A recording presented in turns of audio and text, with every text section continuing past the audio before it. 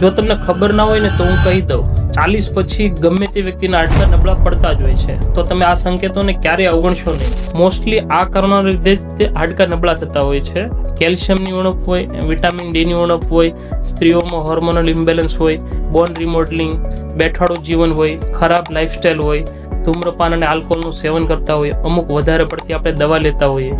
શરીરમાં કેલ્શિયમની ઉણપ થાય ને તો પીઠ, કમર, સાંધાનો દુખાવો થવા લાગે. નાની એવી ઈજા થાય ને તો એ દુખાવો અતિશય થાય. ફિઝિકલ પોસ્ચર ખરાબ થઈ જાય.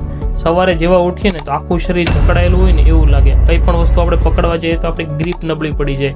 દાંત અને નખ નબળા પડવા લાગે. હાડકાને મજબૂત કરવા માટે સૌથી વધારે જરૂર હોય તો એ છે કેલ્શિયમ, જે તમને દૂધ, દહીં, પનીર, લીલા શાકભાજી અને તલમાંથી મળશે.